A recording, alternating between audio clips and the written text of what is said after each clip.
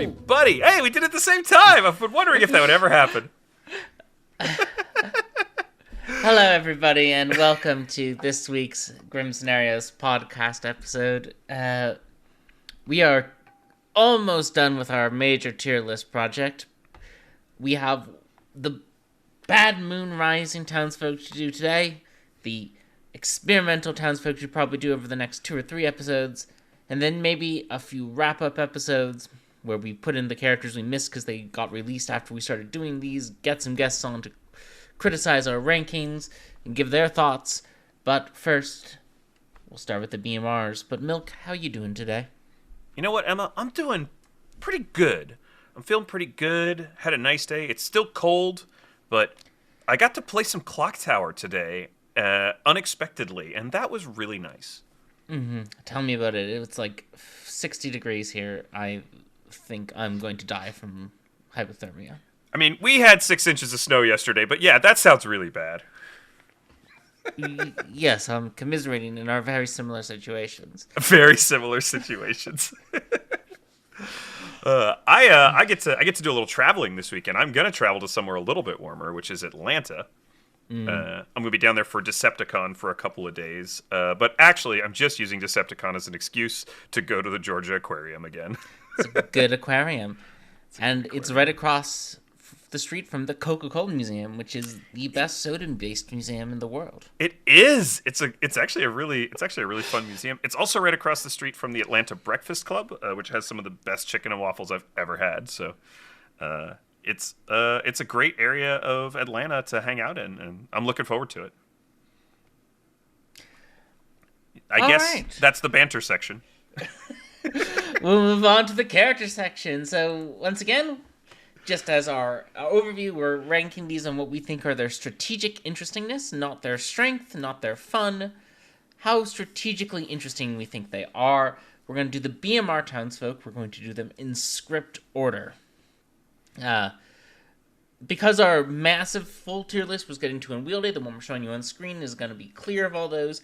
But don't worry, at the end of this project, we'll have one tier list with all the characters. It's gonna be crazy. So, first up on BMR is the Grandmother. The Grandmother's ability is you start knowing a good player and their character. If the demon kills them, you die too. So this sort of goes in the washerwoman, librarian category of characters we've looked at so far, in that they start knowing a good player that they're trying to confirm and ideally protect. I've been thinking about this one for a while, Emma. And I think one of the interesting things about Grandmother is that it does incentivize you, while it does sort of just, get that confirmatory information, it does incentivize you to hide somewhat. Because of the penalty of your grandchild getting killed and the grandmother dying as well and getting those 2 kills, which can be problematic for kill counting in BMR. So I think Grandmother has this extra strategic layer that we haven't talked about that much with any of the other characters, where it really, it almost has to do some of the like Demon Bane style bluffing to hide itself to some extent. Or at least it's incentivized to do that. Yeah. I mean, that's certainly an option. The Grandmother also, of course, has the option to get themselves killed early to prevent the double kill from going off at night. But I think on BMR, like, the Grandmother has a lot of incentives that aren't necessarily obvious up front, to try to see if the night death will happen without them dying. And what I mean by that is it's very informative if your grandchild dies and you don't. Yeah. Because that means something like an assassin or gossip or Godfather happened, which is good, strong information for the good team. Yeah, and I think that just further kind of pushes the idea of maybe trying to hide the pairing to some extent. Because learning that your grandchild died to something that isn't the demon, I mean, it's super powerful on BMR.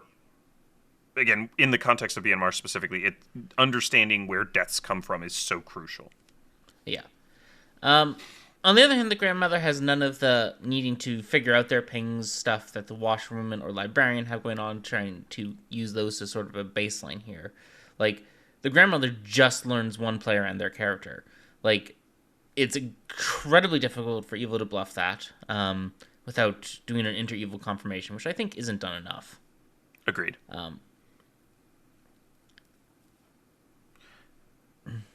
I think another character that we're going to talk about when we get to experimentals, which is the steward, also has some things in common with the grandmother, but it's much less solid confirmation. So its weakness is the lack of real confirmation. Yeah.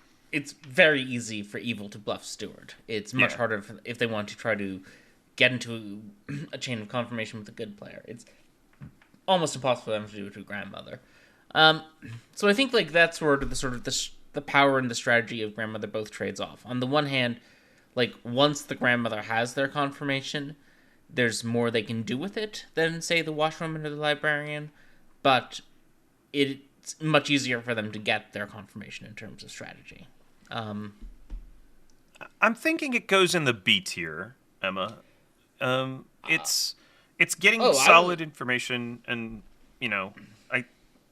it does have a lot that it has to think about. There are a lot of vectors, of information. I was going to argue for it to go in A tier, where we have the librarian and the washwoman, because I think the sides balance out. But I could be convinced to go to B. Yeah, I'm not sure. The single ping does make it a little bit myopic in a sense. It does make it sort of a little bit very singularly directed. Which makes it harder to think about it as an A tier. But it has so much variability in how it plays it once it knows that thing. Do they want to die early, try to get the Professor Resurrection off? Do they want to try to see if their grandchild will die without them? Do they want to try to draw the kill from the demon? These are all sort of incentives the grandmother has in terms of play pattern. I'm game for that. I think you've convinced me actually that it just goes up one more to A. And when I was looking at the BMR characters before this, I do think there's going to be a lot more of them in the A and S range than we had in the other scripts. There's a lot of characters here who have a lot to think about. So maybe we'll move it down once we've adjusted for its script, some of the other characters on the script. Sounds good to me. Next up is, of course, the Sailor. The Sailor is, in some senses, the soldier of BMR. That's one way to think about it. But the Sailor's ability is a little bit different. It's amped up from being safe from the demon to it's you can't die. But, I should read the entire ability text. The entire ability text is each night choose a player. Either you or they are drunk until dusk. You can't die.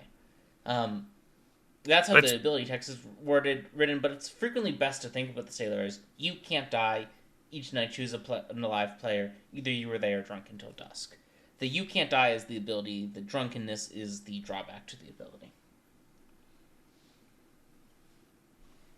Yeah, I think sometimes people get a little bit confused about it, but one of the things that Sailor has to think about in addition to Soldier is what does it mean when they do or don't die? Because you can publicly test the Sailor's ability functioning or not, which means to a greater or lesser extent, again, not perfectly, obviously, because that wouldn't be very much fun, you can determine whether the Sailor poisoned themselves or someone else. Yeah. I think the Sailor, from a strategy point, it's a very hard Townsfolk for a lot of people to wrap their heads around, because it wants to do two things that lots of Townsfolk sort of feel gauche about doing. One is, as the Sailor, you want to be executed during the day. Being executed during the day gives your town, you and your town, information. It's generally in your advantage for you to be executed during the day. Like, if you live, great. That's a day you didn't execute a good player. If you die, that gives you information, and that gets in. But this can be very hard for people. Townsfolk normally don't want to be executed; they want to live because they want to execute evil people. And the sort of second part to that sort of gauche thing is the sailor explicitly depends on being able to meta storytellers reliably. Oh yeah. And metaing storytellers is something that some people either think is gauche or they don't like, or some storytellers will say they don't want to be meted. I would strongly, if you're interested in the storytelling perspective, try to put out that idea from your head. Being meted about what sort of decisions you'll make is generally fine. And the sailor only works in particular if the storyteller is willing to pretty reliably land on the meta of the sailor drunks townsfolk and gets drunk on outsiders and evil players with some, like... Asterisk. Like, you can't, like, let a sailor, like, pick the grandmother every night to drunk the grandmother, because then you've turned off both the sailor and... You're using the sailor's downside to turn off the grandmother's downside. That's not particularly balanced. Yeah. But generally speaking, the sailor should be drunking themselves when they pick evil players and outsiders, and drunking townsfolk when they pick them. Another way to think of it might also be that the sailor should possibly also drunk themselves if their drunkenness causes no effect on the target, and the target is a townsfolk. So a grandmother that's already gotten information, things like that. Yeah, like, or a spent professor. Spent Courtier. Yeah, like,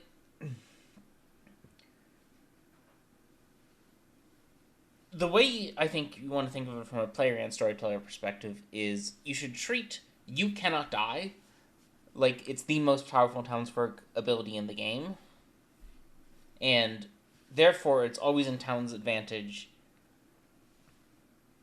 for that to be sober.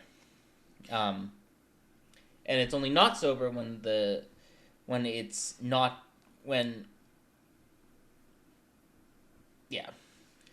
So it's only not sober when it's in... when it would be unfair for evil for it not to be sober. Yeah, exactly. Yeah. Yeah. So this means a lot for the strategy of the character. It means that there's a lot that the character has to think about, the player who draws the character, rather, has to think about, especially in terms of not only who they choose to pick, but when they choose to test themselves. Because the other part of Sailor, which makes it challenging to use this information, is that you can't just kill the sailor every night. Yeah. Or you can't just execute the sailor every day, rather. You have to stop executing the sailor pretty quickly. Yeah, you don't have time to just execute the sailor over and over again.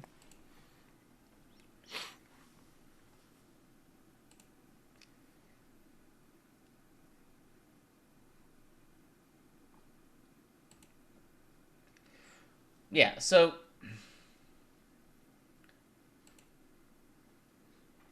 what do we do with all this?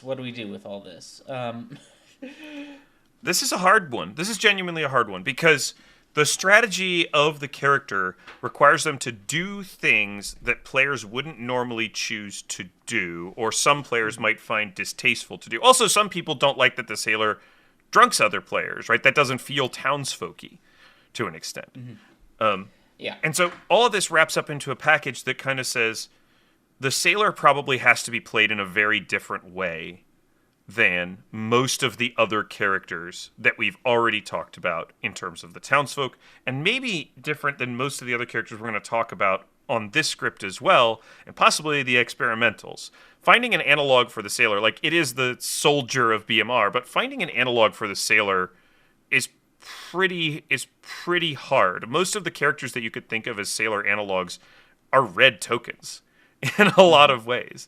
And so I think because you have to play this so differently, and the strategy is so almost anathema. Like it's the opposite of what Clocktower players are usually thinking about. It makes me want to say that it's a highly strategic character. Yeah. I think it's highly I agree with that. Like, the sailor, you're definitely needing to think about quite a bit in what you're doing. Where that lands for you, I think, is a tough question, but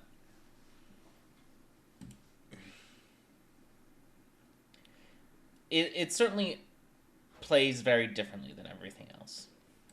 I think I'm inclined to put it in A tier. But I also think that this like brief discussion about the Sailor has made me think that we need to do an episode on Sailor. Yeah. We'll do a I'm more not Sailor-focused episode. I don't know if we've done a specific Sailor one. I don't think we've ever touched Sailor particularly, so I think that would be a really interesting one for us to tackle. Yeah. I'll drop it in A tier for now. These BMR ones aren't as straightforward for sure. Yeah, and I think part of this is that it'll be in the sort of back end where we sort of get to the BMR characters that are a little bit less strategic. Mm-hmm. But next up is the Chambermaid. Each night, choose 2 alive players (parentheses not yourself). You learn how many woke tonight due to their ability. That not yourself there is just to prevent the Chambermaid from getting a direct read on one player, because the Chambermaid always knows that the Chambermaid woke up. The Chambermaid has a lot on its shoulders. It's basically the only information role in BMR, in the traditional sense. The Chambermaid and Grandmother, but Grandmother's you start knowing one-off role that has a highly mechanical component, which is, you normally think of Townsfolk as either mechanical or information. The Chambermaid is the only information character. It's the only one doesn't have a mechanical effect on the game. It's just learning things. The storyteller's giving it information. And it's extremely strong information. It's one of the characters. Most BMR characters, I think, are very hard to put on customs, but Chambermaid is one of the sneaky characters that you put it on customs and you're like, holy shit, Chambermaid breaks shit. Yeah. I have a bad personal relationship with Chambermaid in games and as a storyteller, so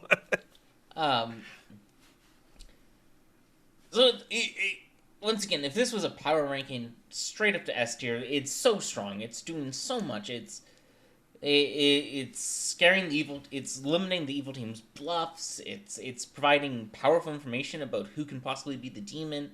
It's doing all this stuff. But Milk, what do you think about its strategy? I mean, get claims, pick people, learn number, repeat, try to avoid the goon. Like, I mean, there's something to, like, picking people that you think maybe you don't. I mean, there's some thought that goes into it, certainly. It's in the same place for me, to some extent, as Fortune Teller, where I felt like I still feel like Fortune Teller. There's a lot that can go into it, but it often just ends up being pick 2 players, see what I get. Pick 2 players, see what I get. I think there's a top end with it that's very, very strategic, but I think on average, I don't think it's that strategic. I would agree with that. I think. Well, I'm sure we're going to get some criticisms for the same reason we got criticisms for throwing Fortune Teller in B tier. I think it's where it goes. It's powerful information. You're just sort of grabbing your information, collating it against people's claims. There's not much else you're doing with Chambermaid. Yeah, I think you're right. I think we're going to put it in B tier, and we'll have to have a conversation about Fortune Teller and Chambermaid. All right. Next up, the Exorcist. The Exorcist's ability is each night choose a player, (parentheses different to last night), The demon, if chosen, learns you are, then doesn't wake tonight. I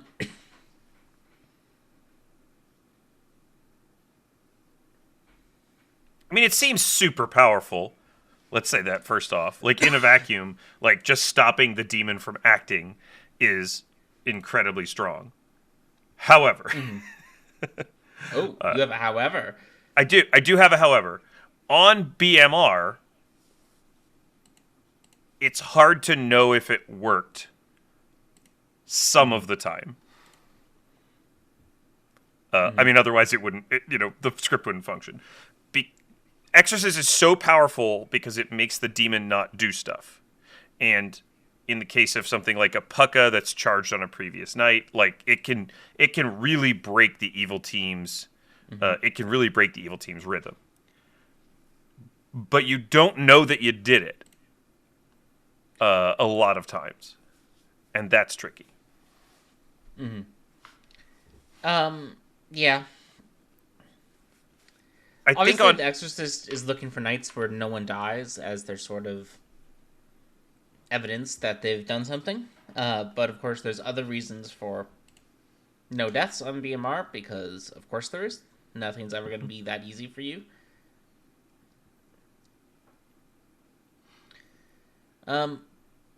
Just one other note about its strategy. I think something people don't necessarily think they can do, but they can do, is you can pick dead players as the Exorcist, and occasionally you might want to.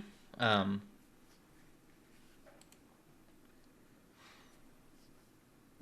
think that's probably where some of the depth of Exorcist comes from, is being a really good Zomboul hunter. Because if you attack a Zomboul as the Exorcist and there's no death in a night the Zomboul should kill, that's pretty strong for you. Yeah. So I think there's a layer of strategy there with picking dead players specifically. There is some strategy to like getting social reads and trying to pick a player, but I mean, kind of a lot of roles have to do that. So I think this one also kind of goes into B tier for me, even though again it is an exceptionally powerful character. I would agree with that. I think B tier is where the Exorcist goes. It's doing quite a lot, but I think B tier is a sensible place to load it in.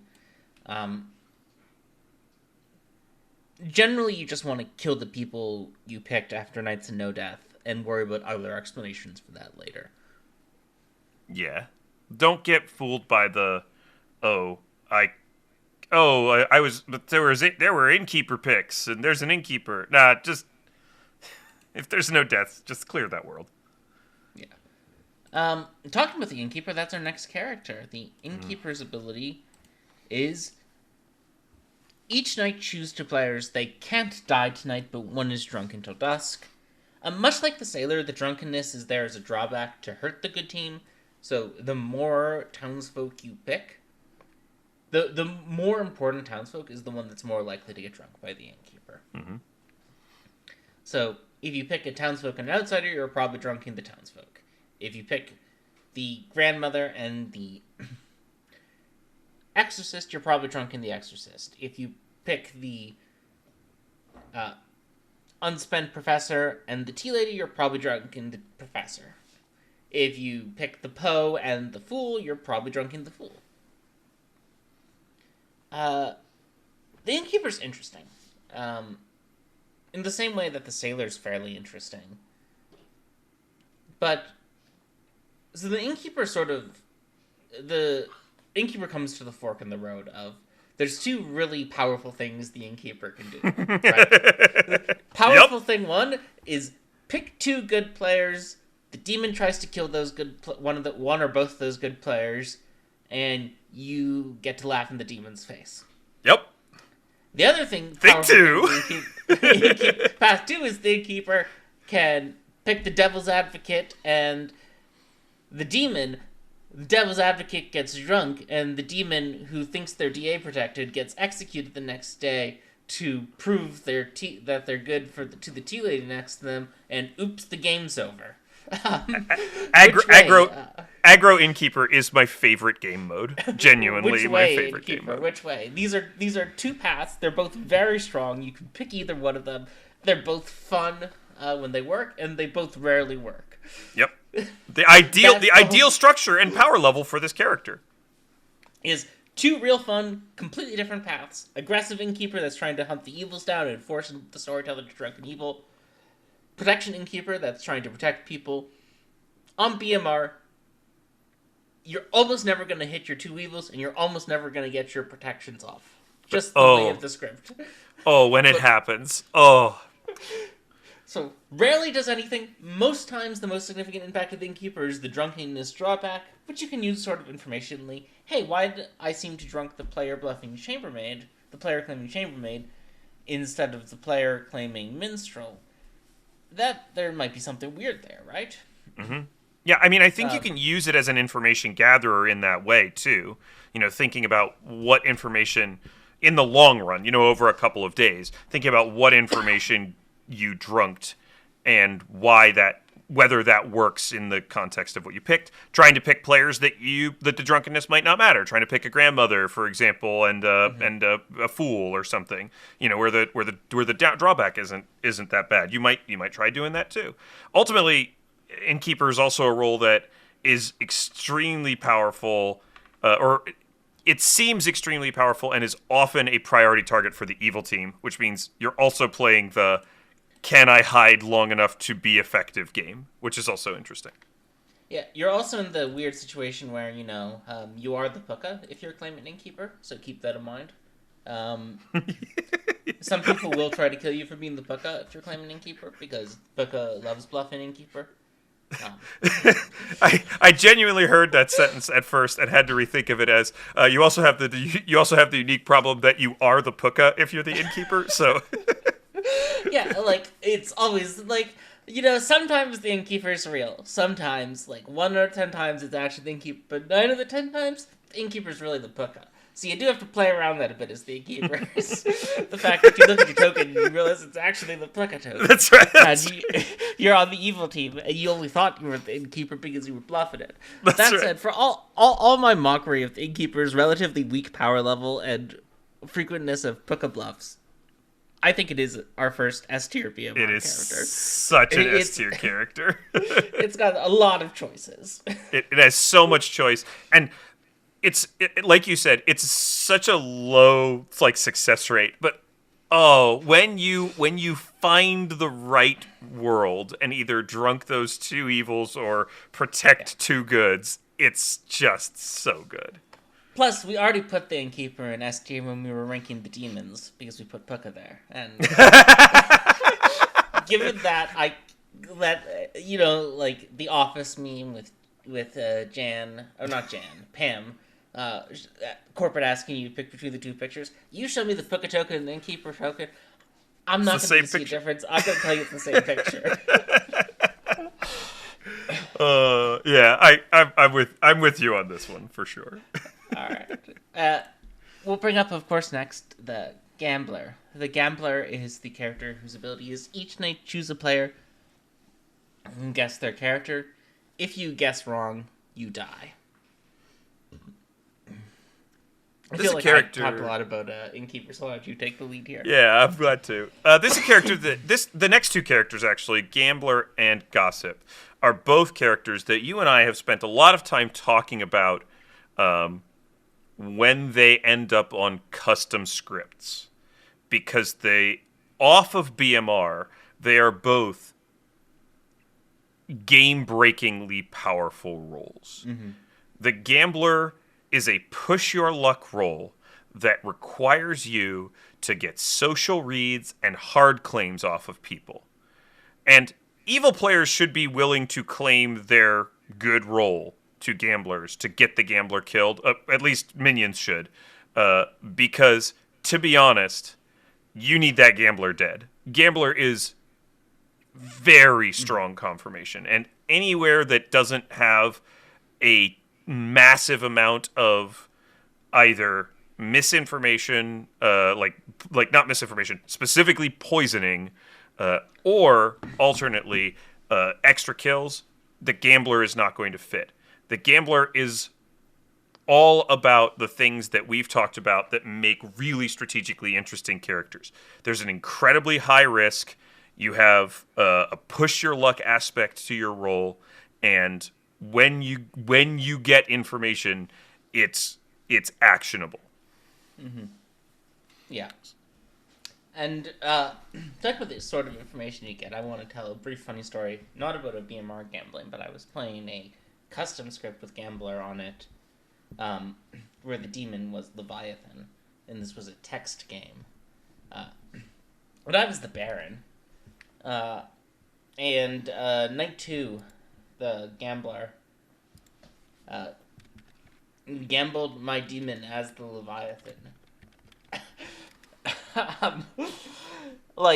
And that gets to, if you really want to take the risk with the Gambler, you can eliminate whether someone is a demon candidate if you think you've locked on the correct demon type, because you can gamble them as the demon. Yeah. Normally, you're going to be trying to confirm good players as the role they're claiming, and then kill people when you die. Much like Exorcist generally wants to kill whoever they picked on a night of no deaths, the Gambler generally wants to kill whoever they gambled on the night they die. There's a few exceptions. Also, if you're the solo death, there's some things. But yeah, go ahead. Yeah, but if a demon knows they're being gambled, demons frequently attack the Gambler, even if they suspect they're being gambled and aren't there for sure, because they don't want the Gambler being in a multi-death. So even if you're a solo death, sometimes you wanna just kill the person you gambled. I had a game once where I was the Gambler. I gambled the demon. I died. They died because they were the Zombull. I did not let them get away with it. But I think also that game where my Leviathan was gambled. We won. There was a heretic in play. It was great. But yeah. Yeah, I mean, I'm happy to put Gambler in S tier. To be honest, it fits all of the sort of requirements that we've set for it before, and I think it just goes right up there. Yeah. Also, the Gambler can kill themselves on purpose to sort of confirm the validity of all their information. Yeah. In case there is a lot of droisening on a script, you can kill yourself to. Yeah. Even on BMR, you get 2 or 3 gambles off, then you gamble yourself wrong correctly on a night where there shouldn't be the extra death from you. Yeah. It's pretty strong. You've confirmed 2 or 3 players. That's better than a virgin does for a death. That's very strong. I like that. Next up, the Gossip. The Gossip's ability is each day you may make a public statement. Tonight, if it was true, a player dies. I know you have a lot of thoughts on the Gossip. I've come around on Gossip over the years. I play Gossip a little bit differently than other players. I try to use it. I think a lot of players, when they first see Gossip, they try to use it to get broad strokes of where the demon is. And I think that's fine. But I think sometimes the puzzle of BMR comes down to little pieces of information and knowing whether they're true or false. And so on BMR specifically, what I will typically do is gossip the statement I believe to be false, based on the game state, or based on the previous kills on previous nights, or based on what people are claiming, and try not to create additional kills. Creating additional kills generally favors the evil team. It accelerates the game. But a gossip that tries to not create additional kills can get confirmatory information through lack of kills. It's not as strong as getting the kill, and you have to be more precise about how you word your gossips. You can't get as broad of information. You can't take 50-50 swings on the Grim doing that. If you take a 50-50 swing on the Grim, the chance is, you're 50-50 to hit the demon or not. So I don't know that approach is great for everyone, but what I think it signals about the gossip is that it has a lot of strategic depth, because I think there are so many ways that you can play it, and it is another one of those sort of craft your own information roles, like we've talked about with Artist. Mm-hmm. Yeah. I agree with Milk that a lot of time you want to try to prove negatives by gossiping something you think is false. It can be useful after doing that over a while, or it can be useful to start with something that's you think is true anyway, to sort of confirm yourself and then start getting into the falses. So that, much like how the gambler can trade their life off to validate their confirmations, the gossip can trade someone else's life off to validate their information. But yeah, this is a craft your own strategy. There's lots of things you can do it. You can use yourself as sort of you're basically a multi-shot artist at the cost of people's lives. We put the artist in S tier. I don't see how we can put the gossip anywhere else but S tier. It goes into S tier, and I'm with you on needing to make sure that you do sometimes gossip things that are true. You should mix it up. And again, I think that speaks to the strategy of the character. I think constantly gossiping things that you think is true is probably going to be detrimental to your team. Mm-hmm. So you don't want to do that all the time. But when you have the bodies to spare, go for it. Yeah, S tier for sure for gossip. It's not even a question. All right, next up is Courtier. Courtier is once per game at night. Choose a character. They are drunk for 3 nights and 3 days. This is a press your luck character. It's more powerful the later in the game you use it. We've traditionally ranked press your luck characters highly. Milk, what do you want to say about the Courtier? I think this is one where I'm starting to struggle to think that the press your luck concept as a whole makes a character strategically interesting. I think it's a contributing factor, but the Courtier has 8 choices, Milk. 8 choices. Isn't choice the same as strategy? Is choice the same as strategy? What 8 choices does the Courtier have? The Courtier has some problems mechanically with it being a press your luck character, because games of BMR might go rather quickly depending on what demon is in play, and so a Courtier drunking a character for 3 days, if you do that on day 3, you may not see the end of that ability. It may not be that effective. So Courtiers aren't incentivized to press their luck past about day 2, and most of the time I think you find Courtiers going on day 1.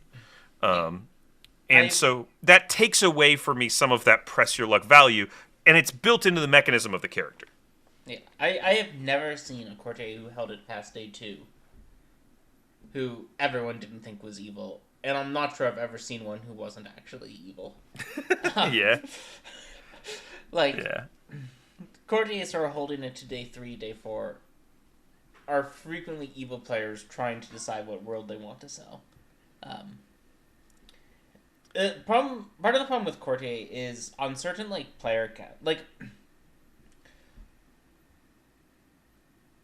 drunking the DA is on night 1 is so strong for the Courtier, because then you've guaranteed any protections that go off day 1 are Pacifist, Sailor, or Tea-Lady, and you're eliminated the DA's confirmation mimicry. And that's incredibly strong, and on most 2 or 3 minion games, the strength of that ability, especially given the higher likelihood a particular minion is in play than a particular demon is in play, is so worth it. That your only other the other option you sort of have with the Courtier is a quick Godfather hit, so the Godfather doesn't learn which outsiders are in play, because that can be particularly devastating to the evil team. Those are both great choices, right? The Godfather you lose out on if you miss. If there's no Godfather play, you pick Godfather night 1, you just did nothing. Whereas, and you don't know.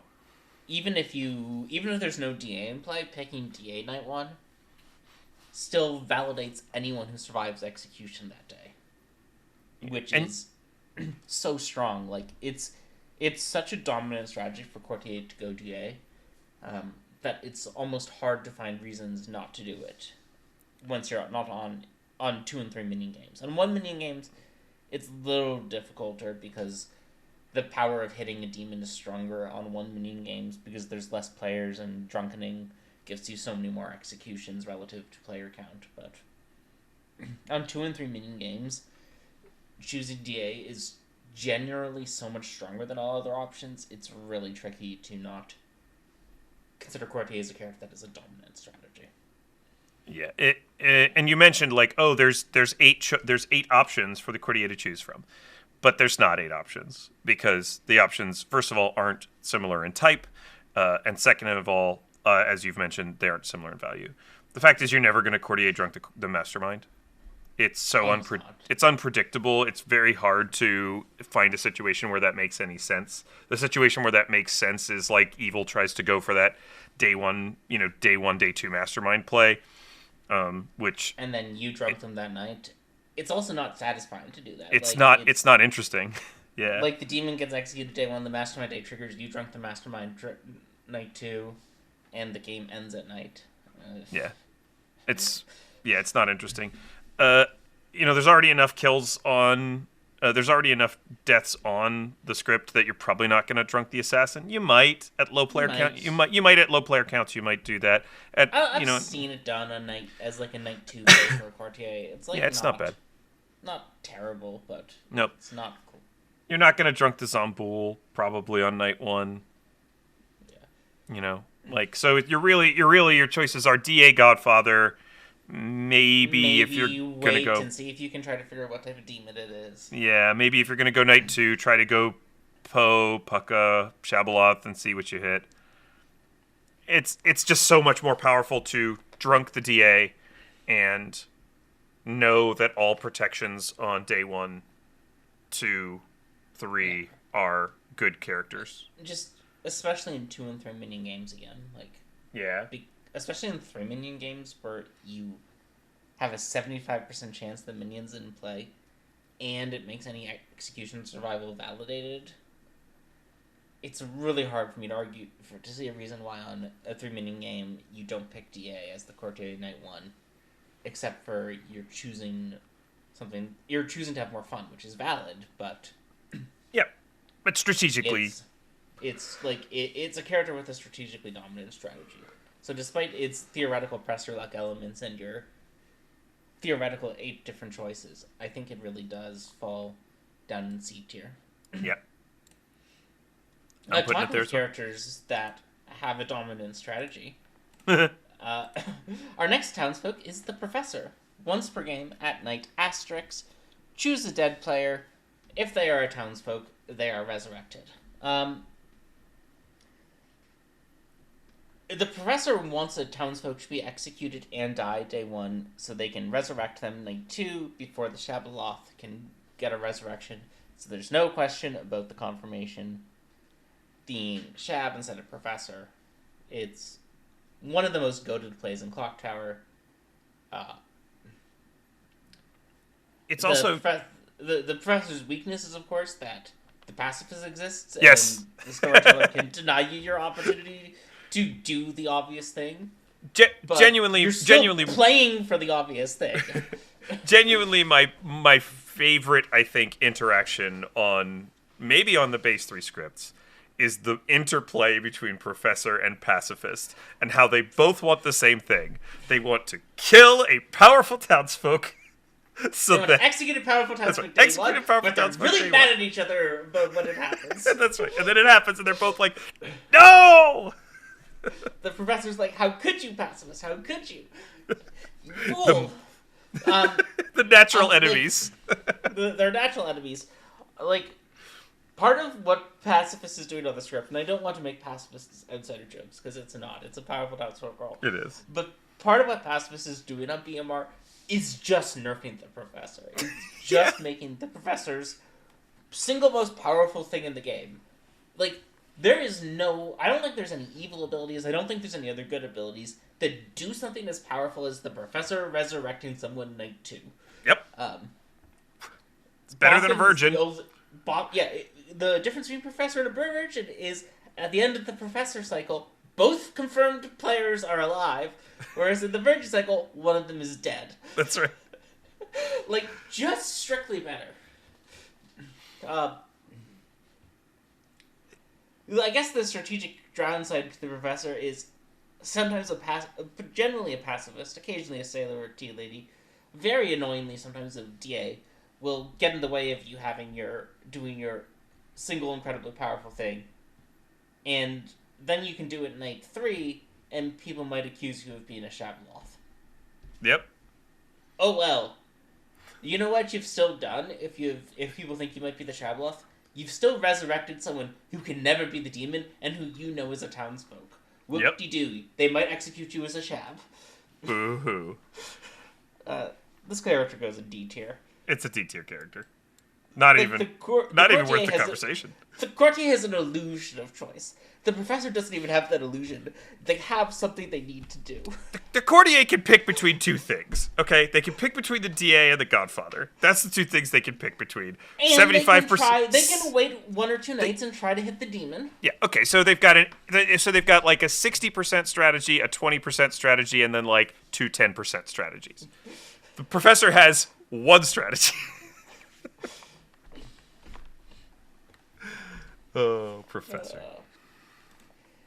Next up is the Minstrel. The Minstrel's ability is when a minion dies by execution, all other players, except Travelers, are drunk until dusk tomorrow. The except Travelers is to prevent the Minstrel from being confirmed by having, say, the Matron suddenly not work, or the Judge not work, or the Vudon not work. All things that are very awkward for the evil team to deal with. The Minstrel occupies an interesting space. I got into Clocktower through being a fan of competitive card games and a few competitive card game players who started playing Clocktower on Twitch that I watched. In competitive card games, think like Magic the Gathering or Hearthstone are probably still the Pokemon trading card game. Those are probably the 3 most prominent. There's some cards you put in your deck that, because they look like they have a powerful effect, but they don't really end up affecting your win rate very much, because if you're losing when you play the card, they don't do anything for you. They don't stop you from continuing to lose. But if you're winning when you play the card, yeah, they keep you on your winning track, but you were already winning. So, like, it's not a big deal. The old win more. It's a win more card. It's a card that looks strong, but all it's really doing is making you win games you're already winning by even more. And that's sort of the design space the Minstrel occupies. With one exception. There's one exception where the Minstrel, I think, actually is doing something. Most of the time, like, you've found an evil player. Executing the evil player puts the good team ahead. And then the Minstrel puts them a little bit more ahead by taking away the demon's kill that night.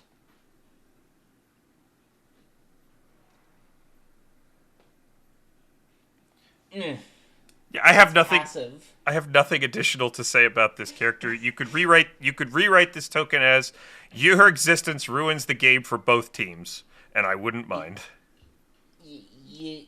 You're passive. Like, yes, you want to encourage executions as the Minstrel, but so do half the other BMR characters. That's not even particularly special about you. I guess the one situation where the Minstrel is doing something unique is if there's a situation where the Minstrel is trying to decide between 2 evil players, which one they should execute, and executing the wrong one won't cause an immediate game loss. So, not 3 players alive, unless one of them's the Zombull. I guess. Well, even one of them's the Zombull. The Minstrel makes it so you can execute either evil player and win, because if the demon would still need to kill someone at night to get the evil incon, the Minstrel can... You execute the minion, the demon's drunk, then you execute the demon. It's the other way around, you execute the demon dies.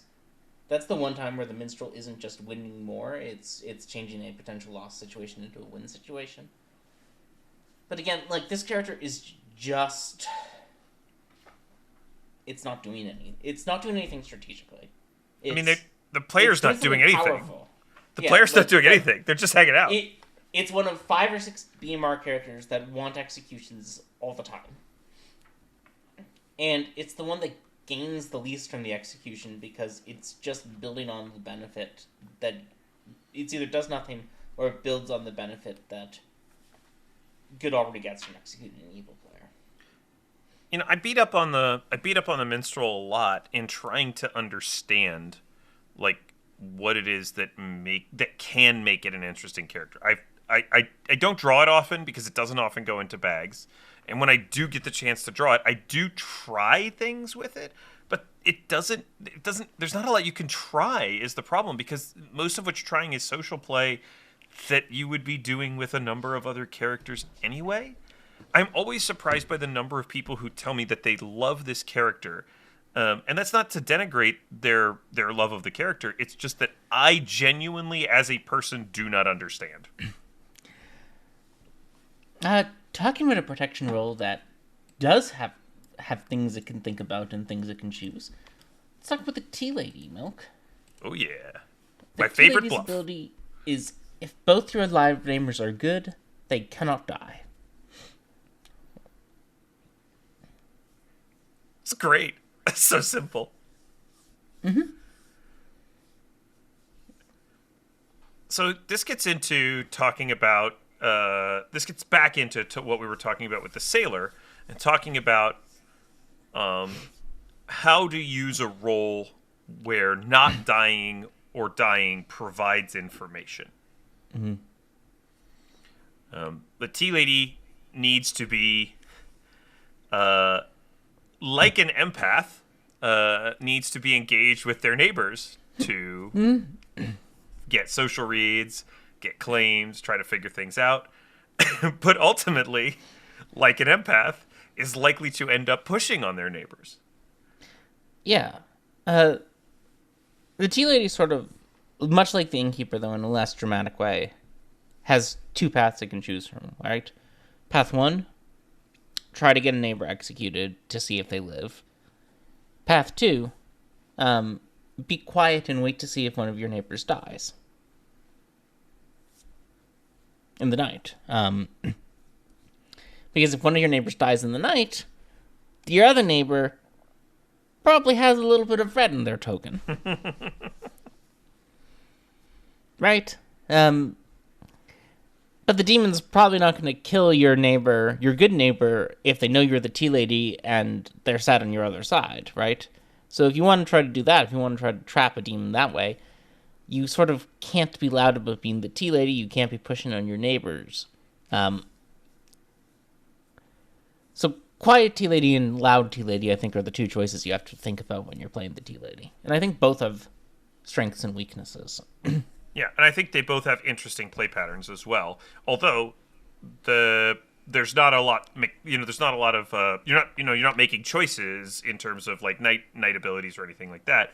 You're just trying to leverage your pass ability in the best possible way, or the way that you think is most useful, or and that might, the thing about Tea Lady I think that makes it most interesting is that might change over the course of a game, because a neighbor might die, but you might think that they're good, and maybe they were killed by an assassin, or maybe you were drunked by a sailor or an innkeeper, and then you have a different set of neighbors that you're kind of interacting with, and it's potentially okay to shift between the quiet and loud tea lady, throughout the course of the game. Yeah. We've had a few passive abilities that we've looked at so far, primarily the Mare and the Soldier. We ranked them very differently. And I guess the Minstrel, but, meh. We put the Soldier in C tier. It's best not to discuss the Minstrel. and the mayor in A tier. I think the tea lady fits snugly between them in B tier. I agree. I think it's doing some of the similar things that make the mayor strategically interesting, but I think it's more limited in how it can do some of those things. Yeah. All right. Only 2 BMR townsfolk left. The next one is the Pacifist. The Pacifist's ability is executed good players might not die. I love the Pacifist. I'm gonna say it is not an outsider in any way. Emma and I have discussed pacifist strategy on the podcast in the past. Mm-hmm. I think we're both big fans of it and how it impacts the game in BMR. And I think we both have rather aggressive approaches to playing pacifist as well. Yeah, I think the Pacifist is quite similar to the Undertaker or the Cannibal, where you don't really care who gets executed day one. You just don't want it to be you, and you want to make sure it happens. Yep. And you want to sort of, again, you don't get to choose who the storyteller is going to save. But you should generally think that if you're in the game, that most of the time the first player who survives execution is probably a good player who's not the goon. Mm-hmm. There's a few exceptions to that, like you're probably not saving the tea lady's good neighbor when their other neighbor is the assassin. You're probably not saving a drunk sailor. Yeah.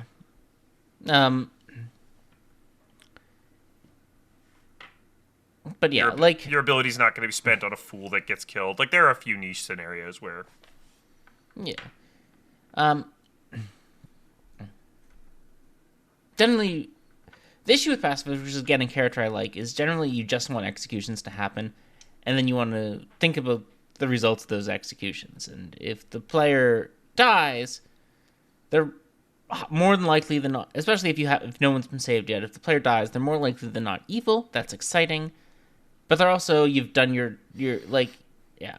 It's sort of like the Minstrel in that sense. I think it's a little more interesting than the Minstrel because, like, you do have to discern the difference between you and DA. But as much as I love the Pacifist, and I think it's not an outsider, I don't think it's particularly deep. I don't think it's particularly strategically deep. It's somewhere in the same realm. It's somewhere in the same realm as Tea Lady. Maybe, a little lower C. even. Yeah. I think it goes in C with Soldier, another character I like, but I don't think it's particularly strategically deep. I think the difference between Pacifist and Tea Lady is that Tea Lady is very directed, whereas Pacifist, you're really reliant on the storytellers, metaing the storyteller, and the storyteller's sort of. Which again, the storyteller perfectly fine. Should let you do. Yeah, and it's perfectly fine, but you're a little bit more reliant on that, and so the strategy comes down a little bit because you're not as able to focus on the meaning of your information, I think. So I'm gonna pop Pacifist into C there. Right. Last but not least is the Fool. The first time you die, you don't. And of course, the Fool has the most strategic choice it has to make in any character in all of Clocktower, which is, of course, after you see the Fool token, you have to decide whether you're just going to speak in quotes from the Fool from King Lear or not. That is a challenge. Where do you stand on that? It's a fun as an occasional thing, but you don't want to do it every time. You will run out of quotes. Yeah. Or at least funny ones. The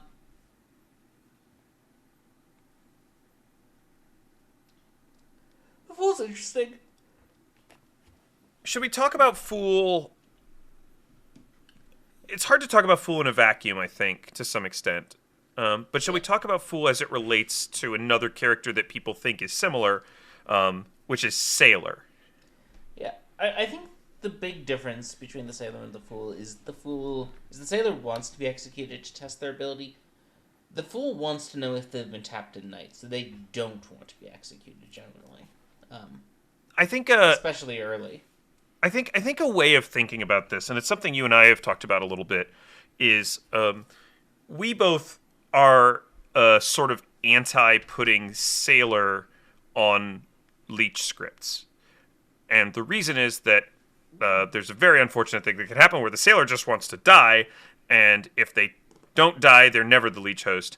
And if they were Leech hosted, then they might try to get themselves killed.